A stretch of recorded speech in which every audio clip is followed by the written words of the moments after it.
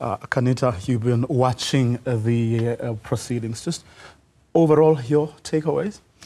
I think the role of the GNU came into sharp focus today, particularly with the MK party and the other parties that are outside of the GNU, while the parties that are inside of the coalition government trying to sort of position themselves in relation to the plan for the year ahead that the president announced. Lela from the MK party saying it's much ado or nothing.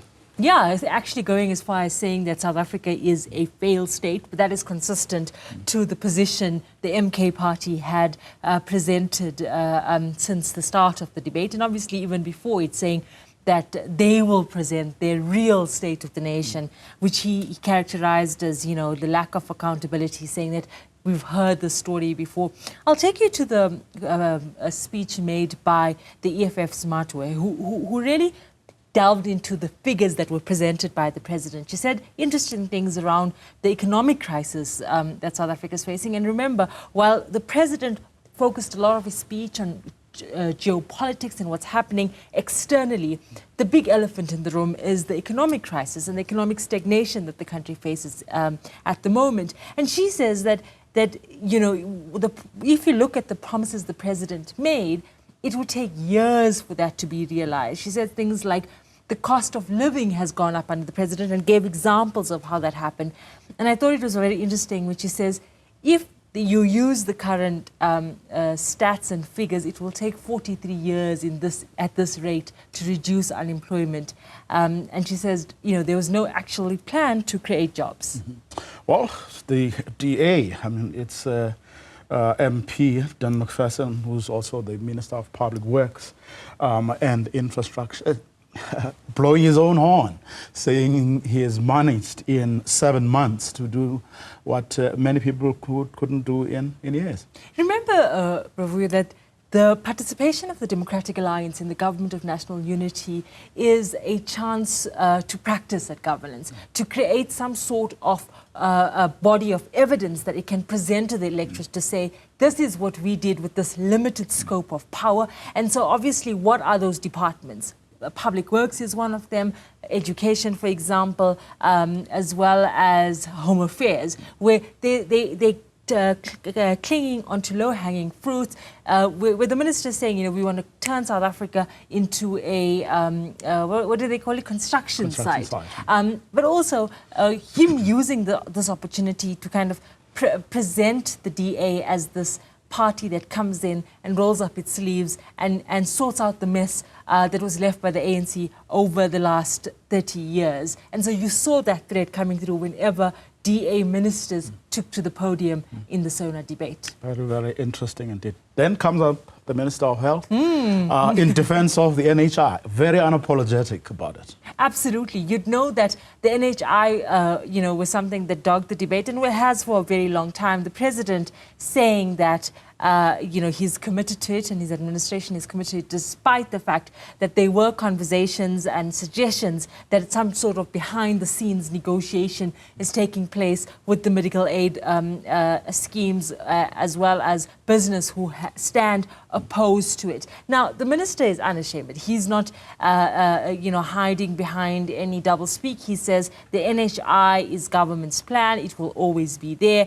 and defending it in you know, to great lengths. Again, not something unfamiliar from Minister Aaron Motsoaledi, but I found it interesting his response to Minister Tlhabisa, who said maybe NHI needs to be implemented incrementally. And he says that was always the plan and that NHI was actually going to be something that's gradually implemented. And again, using the occasion to make the bold political stance that NHI is going nowhere, he says. It is here to stay. Dashing the DA, their partner in government, hopes that there may be some review or reconsideration. Absolutely. And I think a lot of the ANC speakers sought to assert the president signing in of these controversial pieces of legislation, you know, in a GNU government, which is the Bella Act in terms of education, the Expropriation Act and the NHI. These three pieces of legislation have become the sticking point among coalition partners, with some political parties obviously pulling left and right. And it was members of the opposition, the MK party and the EFF, saying to the president that remain committed to these transformational agendas. And I think the thread of transformation coming through, or efforts in transformation coming through in this debate, whether it was in the conversation of land, whether it was in the conversation around NHI, and obviously with regards to the Bella Act. Very interesting indeed. I know that a number of premiers are going to be speaking when they return from the break they are currently taking. But we also did see the president of SALGA bring into sharp focus some local government issues. Yeah, Bekes Tufile taking to the podium and actually applauding the finance minister for holding a conversation around the financing of local government. You'd recall, Bravo, in the president's speech, he said he wants to see a rethink of the white paper on local government. Let's not be clear about this. The financing of local government is completely unsustainable. So whether you talk about the issues of service delivery, whether you talk about the issues of water, sanitation, the decay of infrastructure, you're dealing with an entire structure of government that does not have a viable way to finance itself. And the president has for a long time, for the last 7 to 8 years, been limping between kind of projects called the district development model and all sorts of initiatives that, with these quarterly imbizo that take place, but don't yield results, in the sense that you have municipalities that are financially unviable. You even have metros that don't have, are virtually bankrupt. And so having the president of SALGA speak to that highlights a very important part of the president's speech. And I would like to hear the president weigh in on this, because it takes a long time in government for legislation to be put on the table. So if you're calling for a white paper, it's going to be years until there's a change in law, at least, that will effect a rethinking in how local government is financed and managed. But I do think it's an absolutely important discussion, which Minister Tlhabisa, who as Minister of Qaanitah, also weighed in during the debate. Are we seeing a departure from the practice of merely reading prepared speech sheets? Are we seeing an introduction of new and fresh thinking and ideas about solving the country's problems?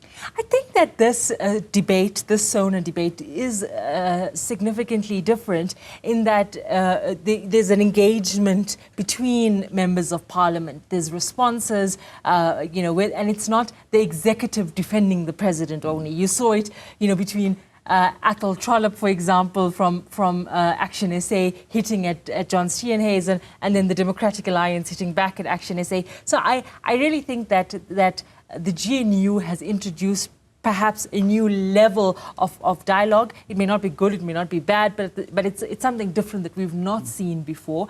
And interesting to track how this plays out until the president responds. The president has always responded quite stoically in the past, sticking to prepared points and not veering off too much to the criticism or responding to the personal criticism he faced. This was probably not the most brutal debate around his SONA. I think he's had worse SONA debates in the past. And a bit of action as well. And a bit of action. This seems to be a little bit more controlled. But I do think that especially from the GNU partners, there's an attempt to portray this image of adults in the room. Well, Qaanitah Hunter, of course, keeping track of that debate that is set to resume at 4:20.